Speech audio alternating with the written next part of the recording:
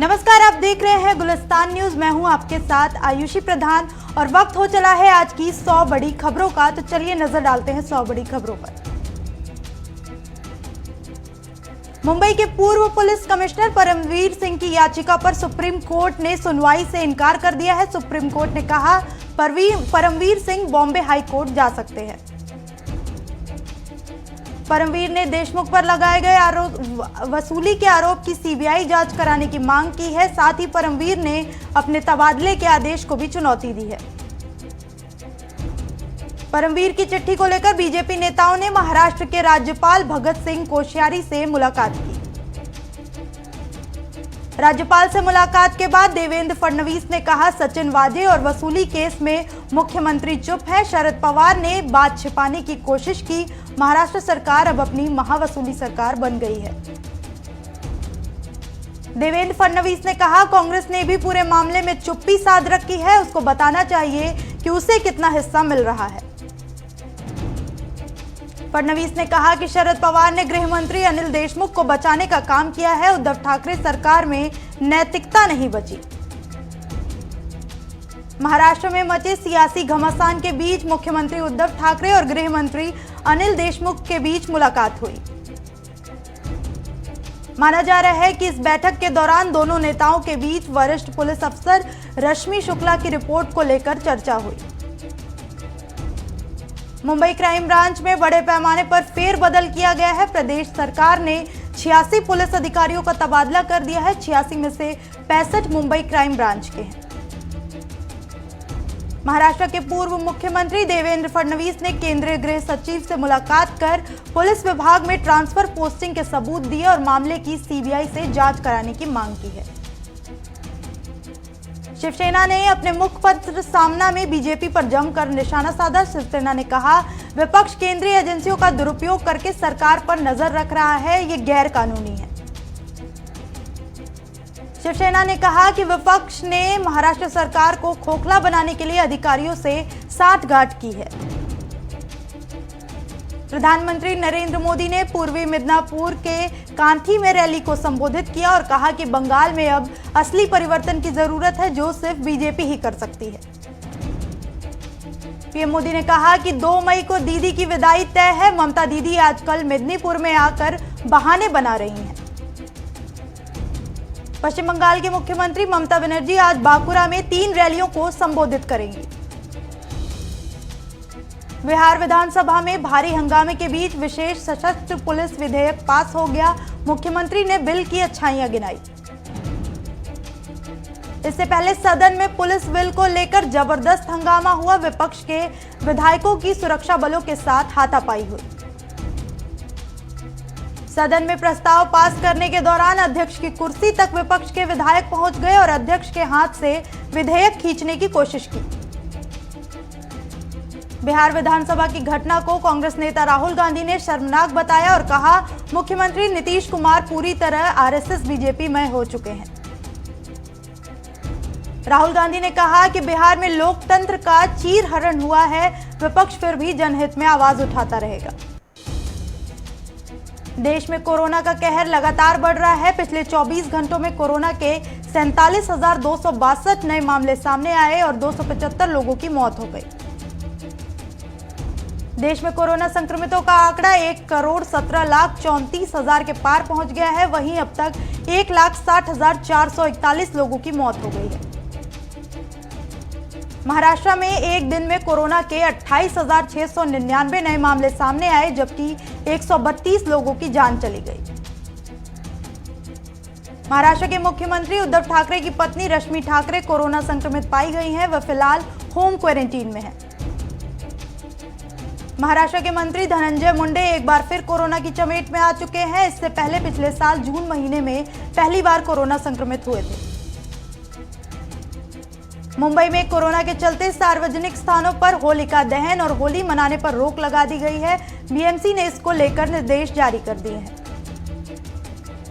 महाराष्ट्र के मराठवाड़ा क्षेत्र में परभणी इलाके जिले कोविड-19 मामले में वृद्धि को देखते हुए आज से 31 मार्च तक लॉकडाउन के तहत रखा जाएगा। दिल्ली में कोरोना का संक्रमण तेजी से फैलने लगा है। राजधानी में पिछले 24 घंटों में 1101 मामले सामने आए और 4 लोगों की मौत हो गई। दिल्ली की लगातार बिगड़ती हालत को देखते हुए होली, शबे बारात और नवरात्रि मनाने पर रोक लगा दी गई है। साथ ही फैसला लिया गया है कि दिल्ली एयरपोर्ट, रेलवे स्टेशन और आईएसबीटी पर अब कोरोना की रैंडम टेस्टिंग की जाएगी। पंजाब में कोरोना के नए स्ट्रेन से मिलने से हड़कंप मच गया है। जानकारी के मुताबिक सरकार ने 401 सैंपल जांच के लिए भेजे थे। उनमें से 81% सैंपल में ब्रिटेन के नए स्ट्रेन की पुष्टि हुई है। मध्य प्रदेश की सरकार कोरोना वायरस संक्रमण के बढ़ते मामलों के मद्देनजर कुछ शहरों में रविवार को लॉकडाउन लगाने पर विचार कर रही है। पाकिस्तान के नेशनल डे के मौके पर पीएम मोदी ने बधाई के साथ नसीहत दी है। इमरान खान को लिखी चिट्ठी में पीएम मोदी ने कहा, बेहतर रिश्ते के लिए आतंक मुक्त माहौल जरूरी है। इमरान खान सरकार में मंत्री असद उमर ने ट्वीट कर पीएम मोदी के इस कदम का स्वागत किया और कहा कि पड़ोसियों में शांति जरूरी है। प्रधानमंत्री नरेंद्र मोदी 26 मार्च को 2 दिन के बांग्लादेश के दौरे पर जाएंगे। इस दौरान दोनों देशों के बीच द्विपक्षीय वार्ता होगी। छत्तीसगढ़ के नारायणपुर में नक्सलियों ने जवानों से भरी बस को ब्लास्ट कर उड़ा दिया। हमले में 5 जवान शहीद हो गए और 14 जवान घायल हो गए हैं। कृषि कानूनों के खिलाफ किसान आंदोलन का आज 118वां दिन है। किसान कृषि कानूनों को रद्द करने की मांग को लेकर अड़े हुए हैं। किसान संगठनों ने 3 कृषि कानूनों के खिलाफ 26 मार्च को अपने आंदोलन के 4 महीने पूरे होने के मौके पर भारत बंद का आह्वान किया है। यूपी के कौशाम्बी में पुलिस ने छापा मारकर भारी मात्रा में अवैध शराब का जखीरा बरामद किया। इसके अलावा 1 गैलन में 20 लीटर स्प्रिट भी बरामद की। पुलिस ने इस मामले में 8 आरोपियों को गिरफ्तार किया है। आरोपियों में बीजेपी का एक नेता भी शामिल है। हरियाणा के अंबाला में संयुक्त किसान मोर्चा के आह्वान पर सभी किसानों ने शहीद भगत सिंह, राजगुरु और सुखदेव का शहीदी दिवस मनाया। चंडीगढ़ में छात्र संगठन इंसो के राष्ट्रीय अध्यक्ष दिग्विजय सिंह चौटाला ने पीयूसी नेट में हरियाणा की हिस्सेदारी बहाल करने की पुरजोर मांग करते हुए हरियाणा के मुख्यमंत्री मनोहर लाल खट्टर को पत्र लिखा। चंडीगढ़ में शिक्षा मंत्री कंवरपाल गुर्जर ने पहली से दूसरी क्लास के एग्जाम मौखिक, तीसरी से 8वीं क्लास तक की कक्षाएं ऑनलाइन और 9वीं से 11वीं की परीक्षाएं ऑफलाइन होंगी। यूनिवर्सिटी ऑनलाइन ऑफलाइन अपने हिसाब से एग्जाम करवा सकती है। यूपी के सिद्धार्थनगर में विधायक राघवेंद्र प्रताप सिंह ने राप्ती नदी पर लगभग 20 करोड़ की लागत से किए गए पुल निर्माण की भूमि पूजन और शिलान्यास किया। टिकरी बॉर्डर पर किसानों ने शहीदों की शहादत पर संकल्प लिया कि कृषि कानूनों को लेकर जब तक किसान और मजदूर को उनका हक नहीं मिल जाता तब तक वह अपने घर वापस नहीं जाएंगे। यूपी के मुजफ्फरनगर में हिंदू जागरण मंच के सैकड़ों कार्यकर्ता और पदाधिकारियों ने रक्तदान शिविर का आयोजन कर रक्तदान किया, जिसमें संगठन के प्रांत महामंत्री शामिल हुए। राजस्थान के लाखेरी में कोरोना के बढ़ते प्रभाव को देखते हुए उपखंड अधिकारी प्रमोद कुमार ने सभी कस्बे वासियों को मास्क लगाने और सैनिटाइजर का प्रयोग करने के सख्त निर्देश दिए। यूपी के हमीरपुर में बुंदेलखंड क्रांति दल के कार्यकर्ताओं ने बुंदेलखंड को अलग राज्य बनाने के लिए मांग को लेकर प्रधानमंत्री को संबोधित ज्ञापन एसडीएम को सौंपा है। उत्तर प्रदेश के रामपुर में रेलवे पटरी पर 2 शवों के मिलने से सनसनी फैल गई है। पुलिस ने दोनों शवों को कब्जे में लेकर पोस्टमार्टम के लिए भेज दिया है। कानपुर में 3 दिन पूर्व गायब हुई महिला की संदिग्ध परिस्थितियों में मौत हो गई। मायके पक्ष ने ससुराल पक्ष पर हत्या का आरोप लगाया। पुलिस ने मामला दर्ज कर लिया है। यूपी के मेरठ में पंचायत चुनाव के दौरान अवैध शराब की खपत को रोकने के लिए पुलिस ने शिकंजा कसना शुरू कर दिया है। अवैध शराब की भट्टियों के खिलाफ कार्रवाई करते हुए पुलिस ने हजारों लीटर शराब बरामद की। आजाद नगर में एलडीए की सीलिंग के आदेश के बाद भी कैंपवल रोड पर अवैध कॉम्प्लेक्स तैयार हो रहा है। अब तक सीलिंग की कार्रवाई नहीं हुई है। राजस्थान के लाखेरी में राष्ट्रपिता महात्मा गांधी की 150वीं जयंती वर्ष के उपलक्ष्य में उपखंड अधिकारी प्रमोद कुमार ने अहिंसा यात्रा निकाली। राजस्थान के चूरू में वापी के लिए पंचायत समिति सदस्य रणवीर सिंह कसवा ने रोजाना चलने के लिए बस को हरी झंडी दिखाकर रवाना किया। बस के रवाना होने पर शहरवासियों को एक अच्छी सौगात मिली है। राजस्थान के देई में तेज आंधी से निर्माणाधीन मकान की दीवार गिर जाने से एक महिला चोटिल हो गई। ग्रामीणों ने परिवार को उचित मुआवजा दिलाने की मांग की है। यूपी के बागपत में पुलिस ने हिस्ट्री शीटर बदमाश अनुज बरखा की 60 लाख की संपत्ति कुर्क की। पुलिस ने बदमाश के मकानों को सील कर दिया और संपत्ति का कागजात उच्च न्यायालय के समक्ष प्रस्तुत करने की बात कही है। हरियाणा के झज्जर में पहलवानी अखाड़े में एक युवा पहलवान की गोली मारकर हत्या किए जाने का खुलासा हो गया। मामले में पुलिस ने 2 आरोपियों को गिरफ्तार किया है। कैथल में संवेदना कार्यक्रम के तहत रक्तदान शिविर का आयोजन किया गया। कार्यक्रम में उप मुख्य अतिथि के रूप में जिला उपायुक्त सुजान सिंह यादव पहुंचे। यूपी के बाराबंकी में वैक्सीनेशन का टारगेट पूरा करने के चक्कर में गांव में एएनएम को भेजकर ही लोगों को कोरोना वैक्सीन लगवा दी गई, जिससे स्वास्थ्य विभाग के आला अधिकारियों में हड़कंप मच गया है। मामले की जांच एसएमओ को दी गई है। यूपी के फतेहपुर में तेज रफ्तार ट्रेलर ने सड़क पर महिला सहित 4 लोगों को रौंद दिया। महिला की मौत पर दर्दनाक मौत हो गई है। यूपी के प्रयागराज में जेल में बंद बाहुबली अतीक अहमद के खास गुर्गे का गुंडागर्दी का वीडियो सोशल मीडिया पर वायरल हो रहा है, जिससे खुलेआम कानून व्यवस्था की धज्जियां उड़ाई है। यूपी के हमीरपुर में आयोजित एक कार्यक्रम के दौरान 26 परिवारों के सदस्यों ने बीजेपी का दामन छोड़कर कांग्रेस ज्वाइन की। सदस्यों को कांग्रेस का पटका पहनाकर पार्टी में आने पर जोरदार स्वागत किया गया। हरियाणा के फरीदाबाद में अटाली गांव में पुलवामा अटैक में शहीद हुए संदीप काली रमन की मूर्ति का खेल स्टेडियम में अनावरण किया गया। पूर्व उद्योग मंत्री विपुल गोयल और विधायक नयनपाल रावत मौजूद रहे। राजस्थान के तारानगर में सामुदायिक स्वास्थ्य केंद्र में चल रहे कोरोना वैक्सीन टीकाकरण में शिक्षा विभाग के सीबीआई वीरेंद्र सिंह, एसबीओ बाबूलाल और अशोक जांगिड़ ने कोरोना वैक्सीन का टीका लगवाया। राजस्थान के चूरू में पटवार संघ की मांगों का निस्तारण करने के लिए कलेक्टर के आगे मुख्यमंत्री के नाम तहसीलदार को ज्ञापन सौंपा गया। राजस्थान के भिलवाड़ा में रसोई गैस सिलेंडरों से भरी ट्रक में आग लग गई। धमाके से आसपास के ग्रामीणों में दहशत का माहौल बन गया है। सुरक्षा लिहाज से हाईवे को बंद कर दिया गया। हरिद्वार में कुंभ मेले में होने वाले बैशाखी स्नान पर्व को लेकर पुलिस प्रशासन की ओर से दिशा निर्देश जारी किए गए। 8 अप्रैल से 16 अप्रैल तक सिडकुल में आने वाले बड़े वाहनों पर पूर्णतः पाबंदी रहेगी। यूपी के बदायूं में एक साधु की धारदार हथियार से सर कुचलकर निर्मम हत्या कर दी गई। घटना के बाद पुलिस जांच में जुट गई है। जोधपुर में लंबे समय से फरार स्थायी वारंटी अपराधी को पुलिस ने गिरफ्तार कर लिया। गिरफ्तारी के बाद न्यायालय में पेश किया गया। हरियाणा के फरीदाबाद में पुलवामा हमले में शहीद पैरा कमांडो संदीप सिंह की मूर्ति का पूर्व कैबिनेट मंत्री विपुल गोयल ने अनावरण किया। सेंसेक्स 298 अंक नीचे 49,753 पर कारोबार कर रहा है। वहीं निफ्टी 70 अंक गिरकर 14,743 पे आ गया है। कच्चे तेल में गिरावट का फायदा आम आदमी को मिलना शुरू हो गया है। आज 24 दिन बाद पेट्रोल और डीजल सस्ता हुआ है। तेल कंपनियों ने पेट्रोल की कीमत 18 पैसे प्रति लीटर और डीजल की कीमत 17 पैसे प्रति लीटर घटाई है। बता दें कि पेट्रोल और डीजल की महंगाई से आम आदमी को जल्द बड़ी राहत मिल सकती है। अगले कुछ दिनों में पेट्रोल और डीजल की कीमतें 2 रुपए प्रति लीटर तक कम होने की संभावना है।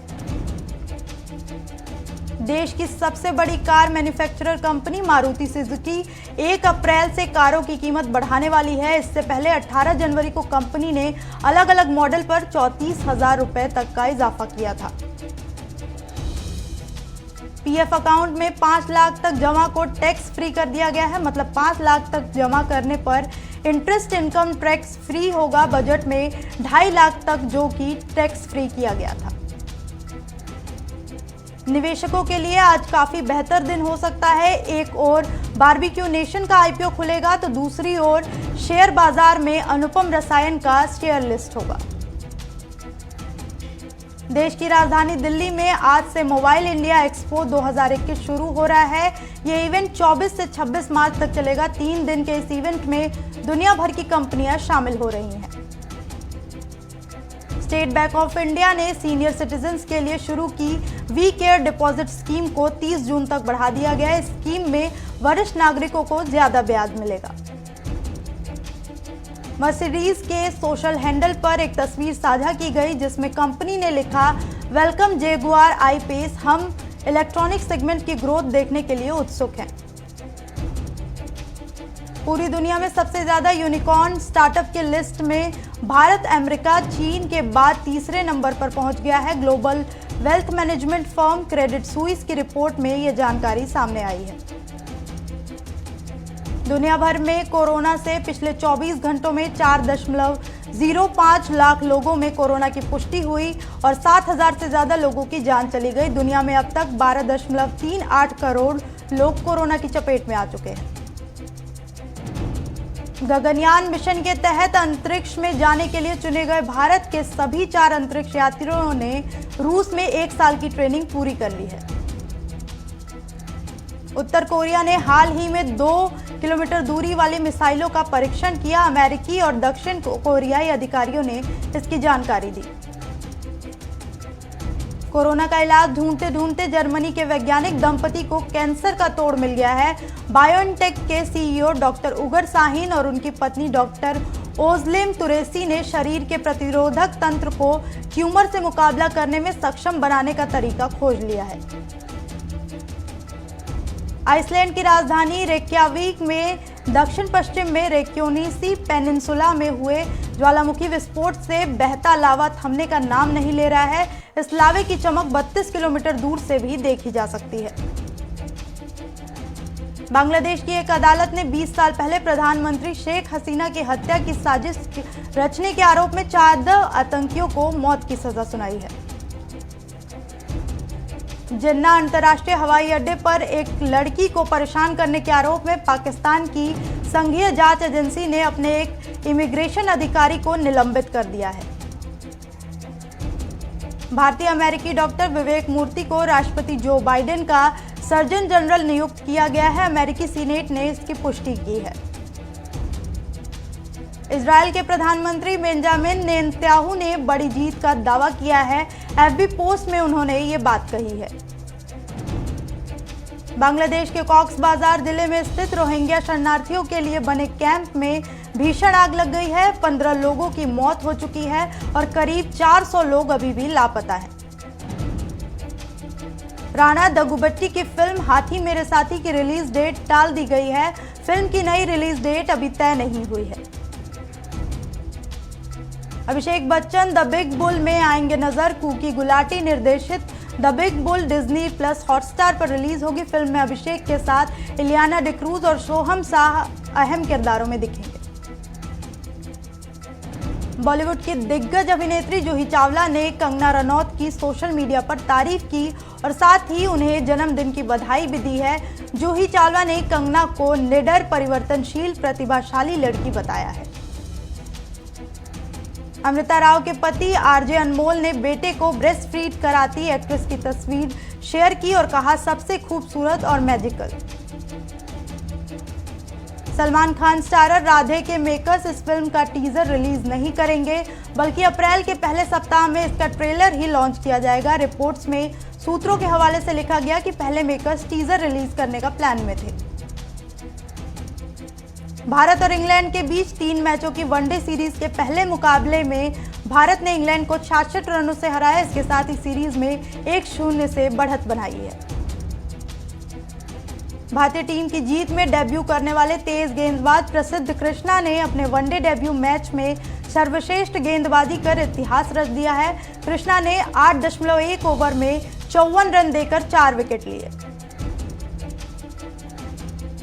भारतीय टीम को इंग्लैंड के खिलाफ खेली जा रही वनडे सीरीज के पहले मुकाबले में एक बड़ा झटका लगा है। दरअसल रोहित शर्मा और श्रेयस अय्यर चोट के कारण दोनों मैच से बाहर हो गए हैं।